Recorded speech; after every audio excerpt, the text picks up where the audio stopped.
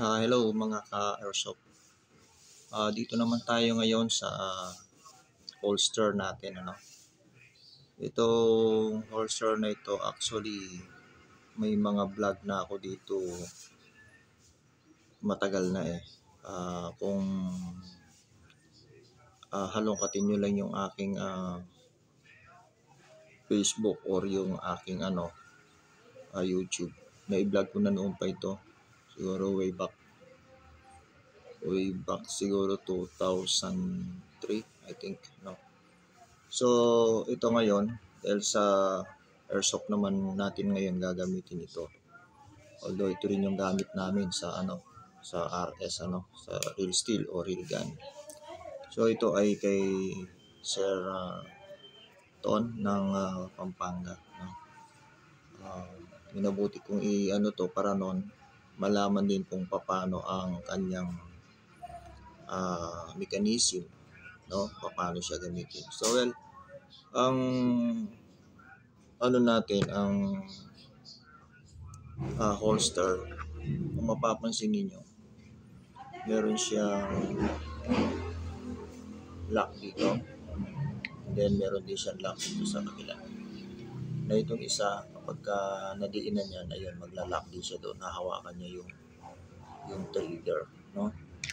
So ito kasi kapag ito na-save natin, hindi nagagalaw yan, hindi mo na mahuhulog yung baril, no.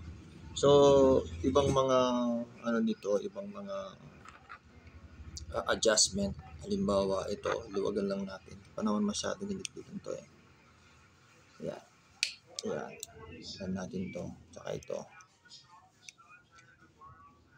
So ito ang trabaho nito pag niluwagan, kasi depende yan doon sa gusto nating adjustment ng holster, no. Pero usually yan dito, yan ganyan tayo dito, kaya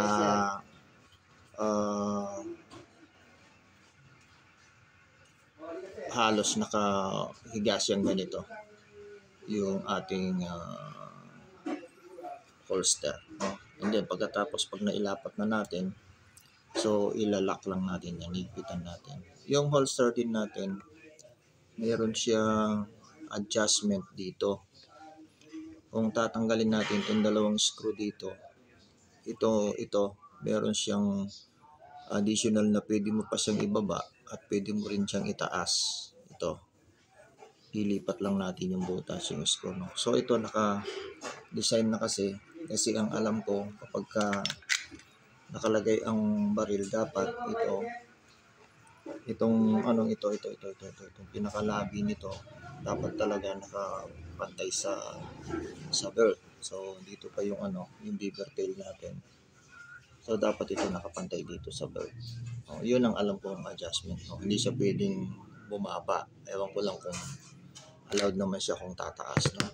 So ngayon isa pa na adjustment niyan ito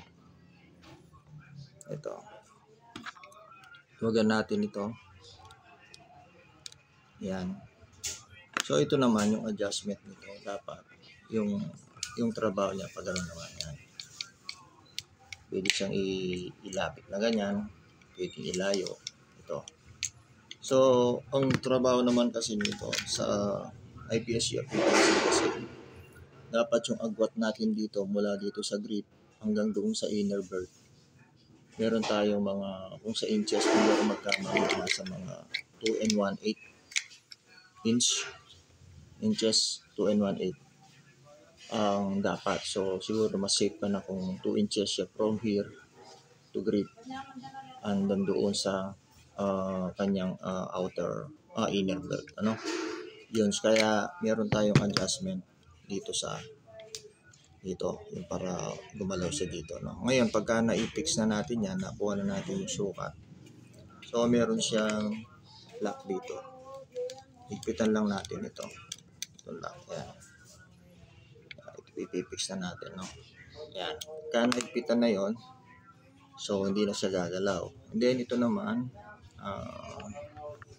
kita na rin natin, dahil ito halos din naman yung gusto ng shooter yung ganitong adjust. Kita lang natin to, ayan. Ayan, no? Ngayon, mapapansin ninyo, meron siyang, dito, meron siyang mga adjustment dito sa likod. Dito. Ito. Ano itong adjustment na ito? Mamaya ipapaliwanag ko sa inyo. No? Dito muna tayo. Ito kasi, ito yung, muna natin. Ito yung yung adjustment natin doon sa gusto nating sukat dito sa bawa. Lagyan muna natin to baril. So, lock natin para safety siya mahulog. Kung mapapansin ninyo ito, nakadikit siya dito sa holster, no? So, ngayon ito, may adjustment tayo. Kung makikita ninyo, ayan. Makikita nyo yung engineering plastic na dyan. Pag in-adjust natin na maangat siya na yan. Hanggang sa tumama siya doon sa tatama siya doon sa sa frame ng pistol. Ayan. So ngayon, pag nandyan na, ayan na siya. Ayan. Ito na yung sukat niya na gusto. Ayan. Okay. So ayan na siya. Ayan. Pag nakuha niyo na yung taas, angat. So i-lock niyo naman siya, may lock siya dito. So dumako tayo ngayon. Ang holster kasi natin ito siya. Yan, naka-kalas siya. Hindi siya naka-safety. Pero hindi siya mahuhulog. Ayan, kung titignan natin. Hindi siya mahuhulog. No?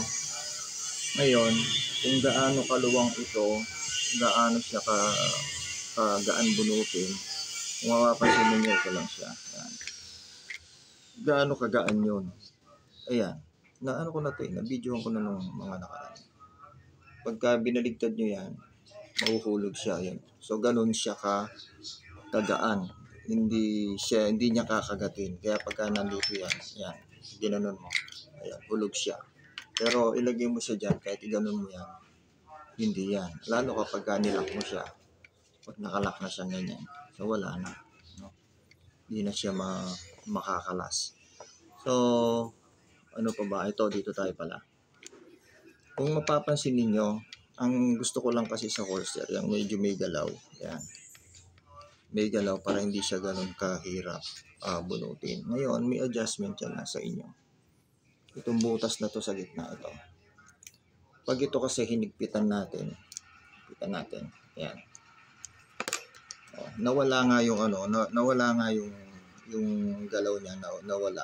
Actually, kung hihigpitan natin mahigpit yan, totally mawawala talaga eh. So, ayan, no? Ang problema, mahigpit na siyang bunutin. Kumakagat na siya. Ayan. Mahigpit siyang bunutin. So, kailangan hahanapin mo yung tensyon niya na hindi siya mahirap bunutin. Ayan. Ayan. So, isa pa dito, ang nito, kasi iba-iba ang trigger natin, yung trigger guard ng baril. So, ito rin yung adjustment natin, Halimbawa, ito AW, gagawin natin WE, TM, magkakaiba kasi sila yung iba bang mga trigger ng baril. So, a-adjust lang tayo dito. Ayun guys, at pinakita ko lang itong paano ang trabaho, adjustment nitong ating holster.